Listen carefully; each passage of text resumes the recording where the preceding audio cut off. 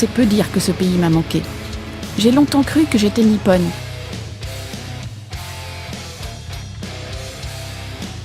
J'ai fini par comprendre que ce qui m'avait fondée n'était pas le Japon,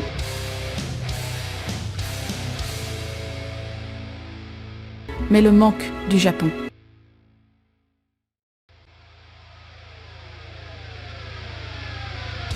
Mon père était diplomate, il a été diplomate pour la Belgique pendant 42 ans. J'ai dû passer mon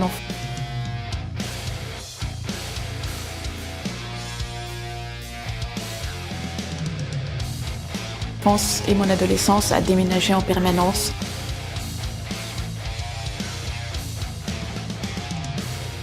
Et moi j'ai très vite su que mon univers ne serait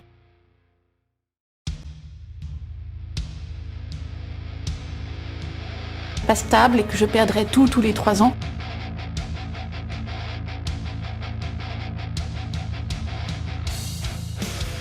Que l'apocalypse serait un phénomène régulier.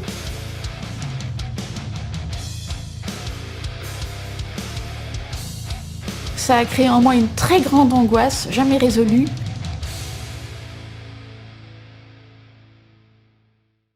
Je pense aussi que ce qui a développé en moi un si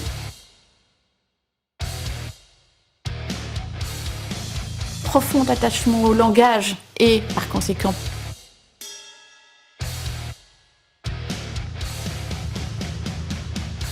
à la littérature, ça a été la conscience que la seule chose stable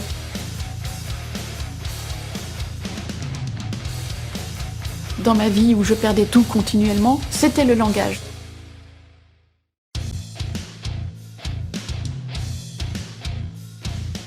Avec 10 millions de livres vendus, Nothomb peut se sentir aimé.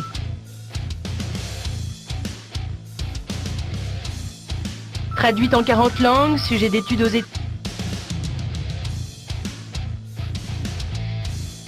États-Unis, récompensée par de nombreux prix.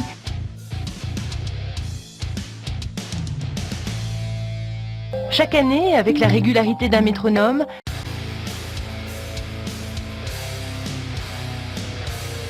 Amélie dévoile une facette de son identité.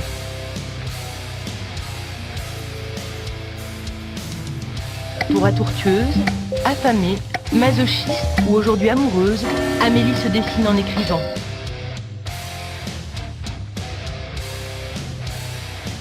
Je me suis installée à Paris fin 97.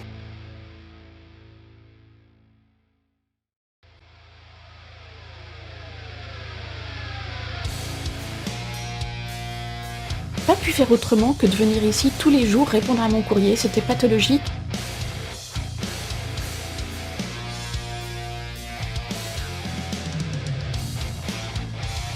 Je reçois en moyenne entre 20 et 40 lettres par jour.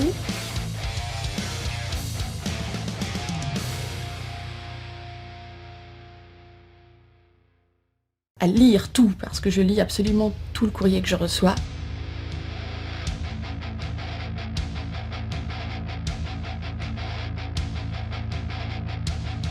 Est consacré à un auteur japonais qui est belge.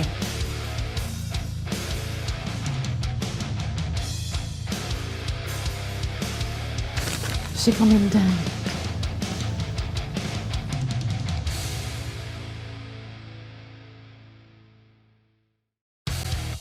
La première fois que j'ai quitté l'archipel, j'avais 5 ans.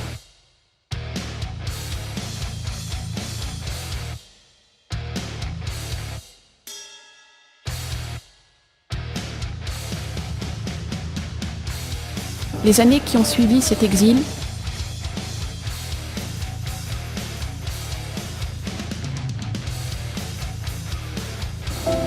j'ai souffert au-delà du disciple.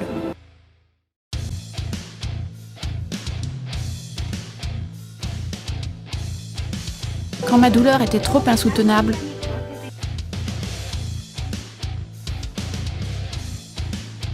je me cachais sous la table pour pleurer, en silence.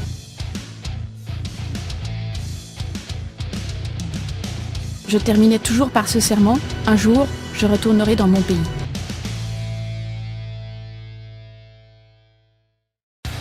Le premier poste asiatique de mon père a été le Japon.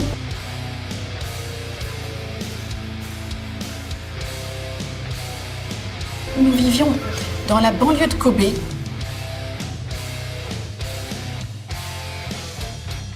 C'était vraiment un pays où tout était beau et ancien.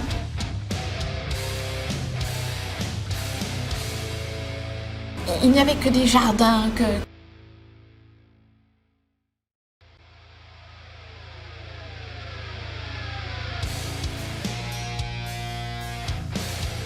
des montagnes, des lacs, des magnifiques paysages.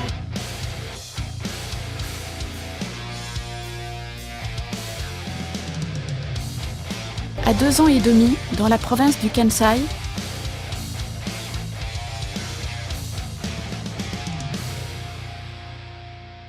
être japonaise consistait à vivre au cœur de la beauté et de l'adoration.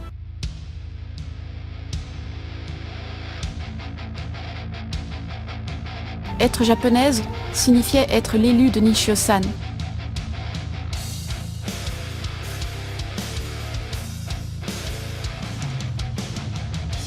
À tout instant, si je le lui demandais,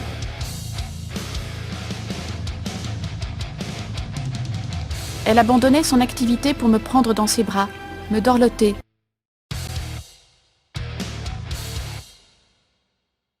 Me chanter des chansons où il était question de chatons et de cerisiers en fleurs.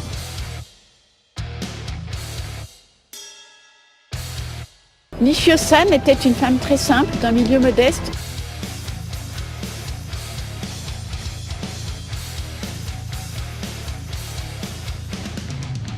Elle était nounou chez nous.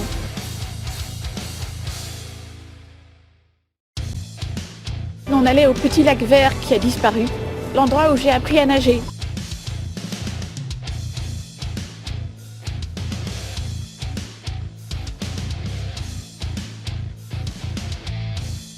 Après, Nishio-san me donnait mon goûter, puis on rentrait à la maison.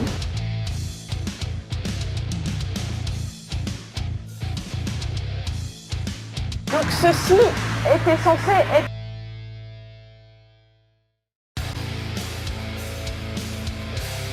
la maison de mon enfance, sauf que c'est pas la maison de mon enfance.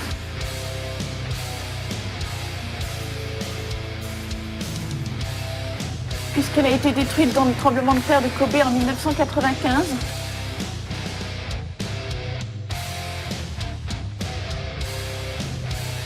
Rien à voir, il n'y avait pas de garage. Ici, il y avait un grand jardin qui allait jusque là.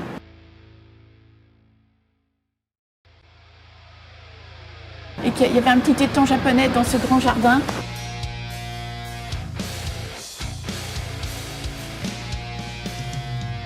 Elle était inquiétante toute petite, dans ce sens que j'ai même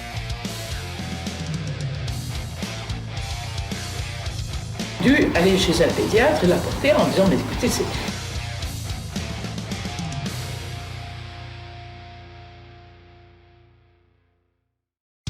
pas possible, cet enfant est végétative.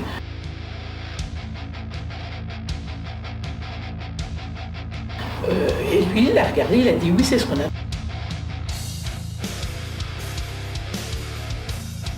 Appelle un enfant, il a dit qu'elle était apathique.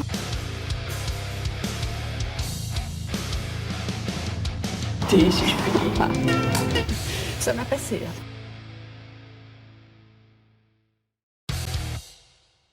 Que j'ai eu besoin de 2 années de grossesse extra-utérine.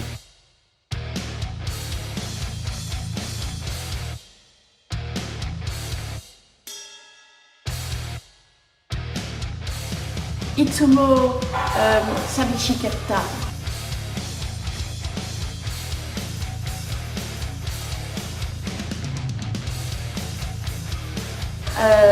Hokano kodomo wa Nihonjin de.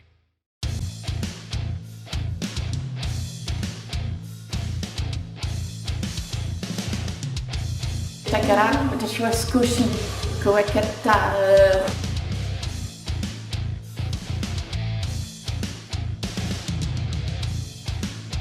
先生のお名前とかは Moi, son existence.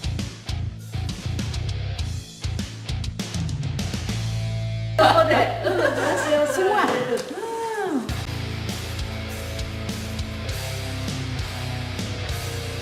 Mais j'ai inventé, j'ai jamais été à cette école, qu'est-ce que je raconte?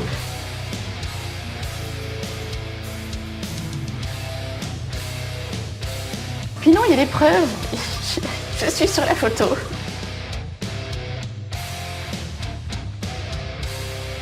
Ça me gêne beaucoup parce que ces personnes sont absolument charmantes. Je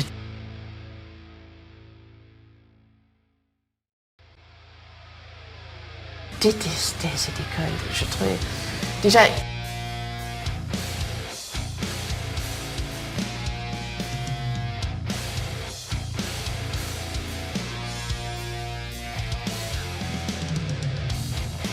S'il fallait quitter Nishio-san, donc déjà ça ne m'allait pas du tout.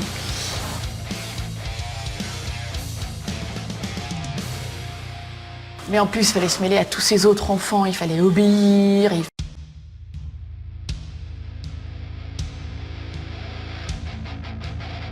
Respecter le temps.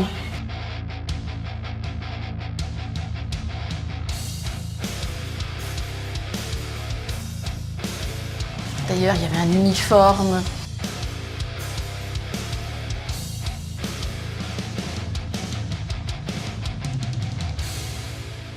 Et je peux vous assurer que c'était l'antichambre de l'armée.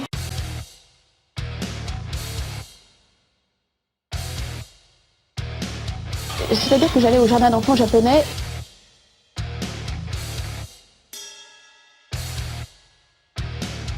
Et un jour, on m'a retrouvée dans la cour de récréation.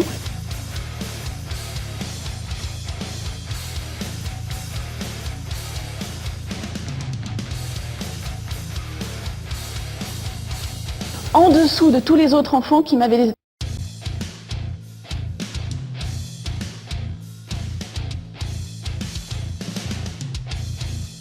déshabillée en effet pour voir si j'étais blanche partout.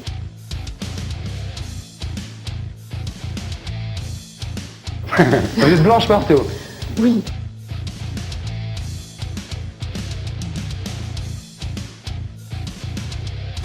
Natsukashi. Natsukashi.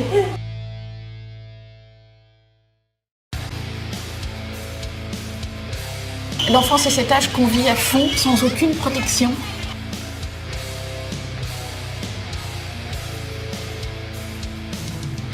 Je crois quand même que c'est une caractéristique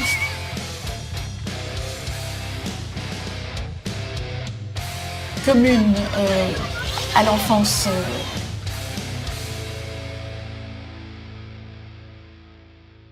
J'ose espérer que ce que j'écris n'est pas tout à fait puéril.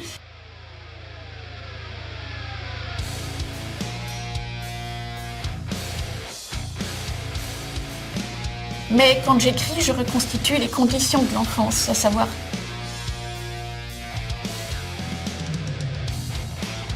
la liberté, le jeu, la créativité de tous les instants.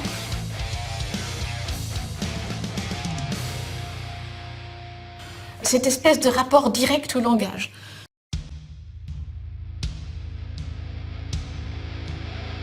Quand on est petit, le mot, c'est vraiment la chose.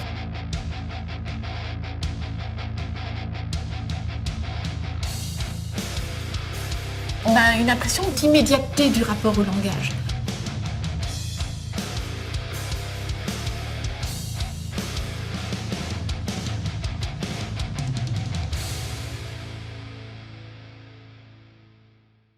C'est aussi pour cela que j'ai tellement besoin d'écrire.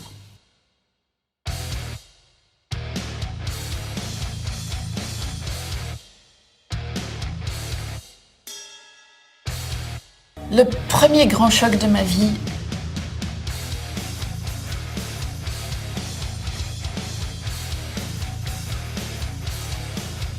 a eu lieu à l'âge de 5 ans. C'est quand j'ai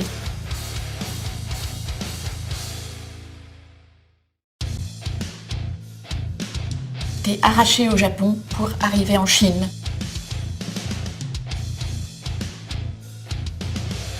Le Japon était le pays que je chérissais et auquel je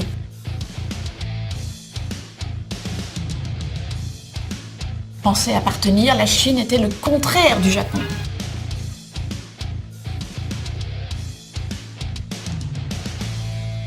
Par le haut-parleur.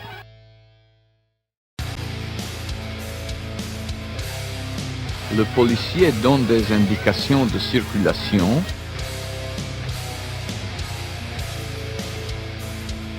en interpellant directement tel piéton ou tel cycliste.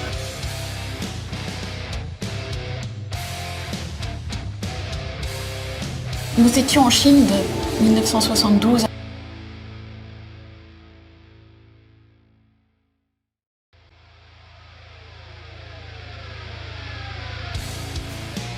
à 1975, c'était la fin du règne de Mao.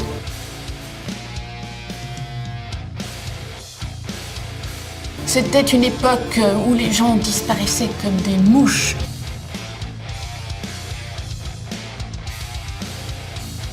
Il suffisait que dans la rue, un occidental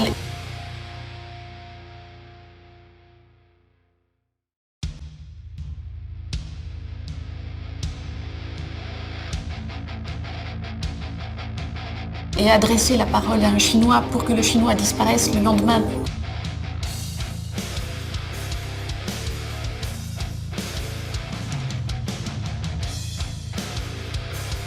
Dans des circonstances parfaitement inexpliquées.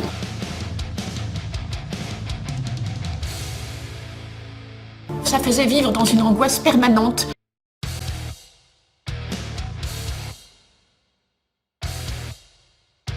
Une angoisse de contaminer autrui d'un danger.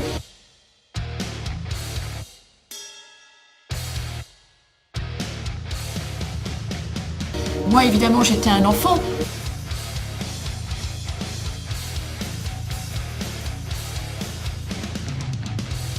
Mais il ne faut pas croire que les enfants ne remarquent pas de telles choses.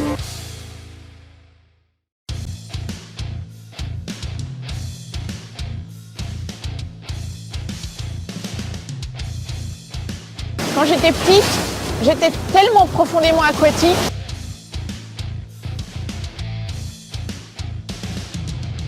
que dès que je voyais de l'eau, je ne pouvais pas faire autrement que de sauter dedans.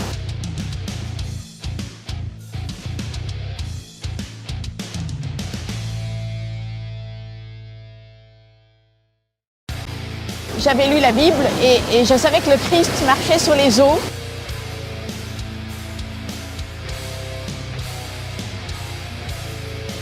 J'étais persuadée d'avoir ce pouvoir-là, je l'ai cru.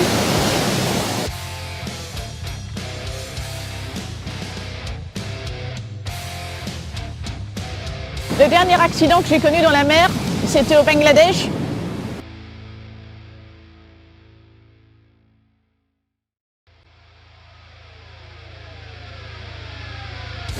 On était à la plage.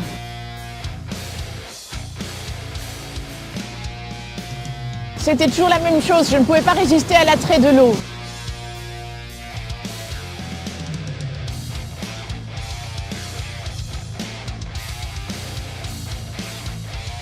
Et j'étais très loin, la plage était déserte.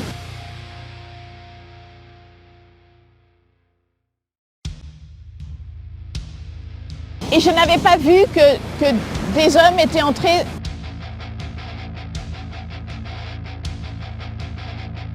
sur le côté et m'avaient rejointe sous l'eau.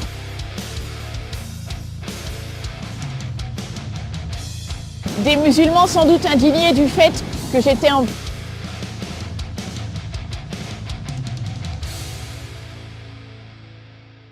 maillot de bain. Bon, j'avais 12 ans, j'étais vraiment une petite fille, mais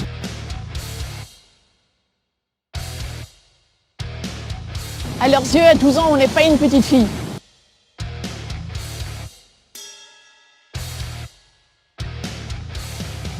Et donc j'étais dans la mer en train de batifoler très loin.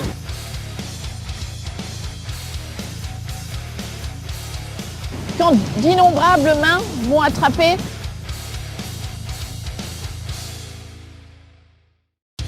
Sous l'eau, m'ont dépouillé de mon maillot de bain et ont commencé à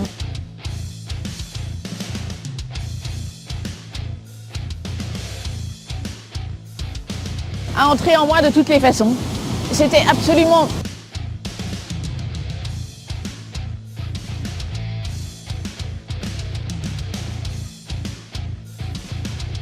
terrifiant et terriblement douloureux, mais surtout terrifiant.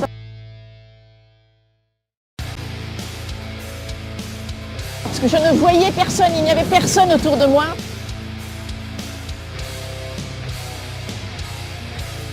et il y avait toutes ces mains qui prenaient possession de moi sous l'eau.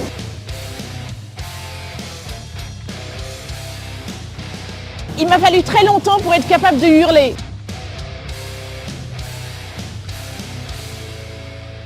Finalement, j'ai pu hurler, c'est ma mère qui est venue me sauver.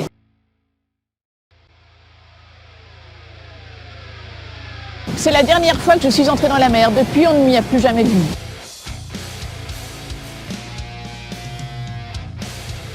C'est ce moment que j'ai appelé la scène des mains de la mer.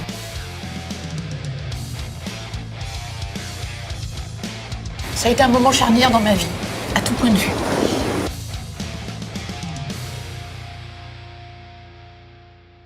C'est là qu'est né ce que j'appelle l'ennemi intérieur.